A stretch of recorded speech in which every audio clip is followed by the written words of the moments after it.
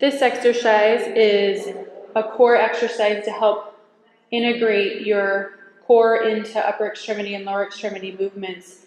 So it's part of the motor control series that we do that will eventually go to a standing progression. So Sarah's laying on the floor flat with her knees bent up, feet even, weight hip width apart, hands flat, and she's going to place her hands actually on her hip bones so that when she goes to go into the marching part that's next, if her hip drops away from her hand, then she knows she's losing some of the core control. So for the sake of helping you find neutral spine, Sarah puts her hands back down on the floor and is going to arch way up, kind of into an extreme position, back down, really dropping her spine to the floor, and then finding a happy medium, which would be the neutral spine we want you to have. And then she places her hands back on her hips. You're going to engage your pelvic floor like you have hopefully been taught, and there will be other videos for that if you need more explanation. She maintains that through this whole exercise. So the first exercise movement is starting the march, where she just draws one knee up towards her chest at a time, making sure that her hips don't drop away from her hands, and she maintains that core control. As you're doing these exercises and they become more challenging, it's tempting to want to hold your breath. So try and change your breathing as your movement happens. Don't get stuck on, should I breathe in here or should I breathe out here? Just let your breath exchange. So now Sarah's going to progress to adding her opposite arm. So her left knee goes up, her right arm goes up, and then she just continues to alternate. As you add your arm movements, it's sometimes the case where you want to arch your back up. This is where you want to make sure you find that neutral spine and keep that, because we're starting to make it more difficult. So she continues for a few repetitions. 10 to 15 is always a good number. And now she's going to go back to the starting position.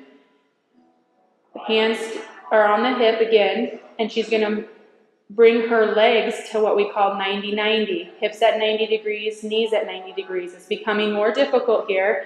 So make sure you take a deep breath, relax your rib cage, make sure your hips don't drop away from your hands, and Sarah's going to lower one foot towards the mat and bring it back up and drop the other one.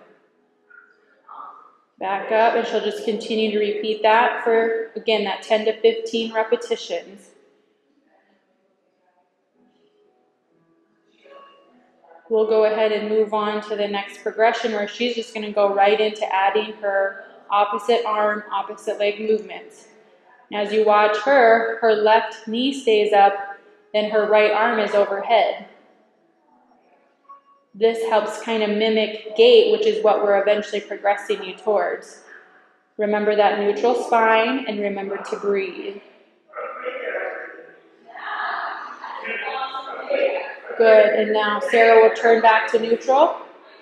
And we're going to go to the third progression, which is more of the bicycle movement. And you're extending your lower legs further away from your core, and that's where it becomes even more of a challenge, and the tendency to arch your back comes into play here. So make sure you're not progressing until you can maintain that neutral spine through the previous things you were just shown. So Sarah will go into 90-90, and she'll start the bicycle movement where she extends her leg, probably keeping her leg 12 inches from the floor or so, just a comfortable place that you can maintain control. If you're having a difficult time, then your bicycle can be a little higher in the air to help ease the pressure it takes, or the core control it takes to do the exercise. So now she's ready to progress to add her arms in. Same principle that you've been doing. Keep that neutral spine.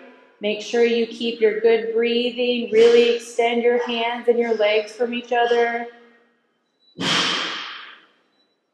Good.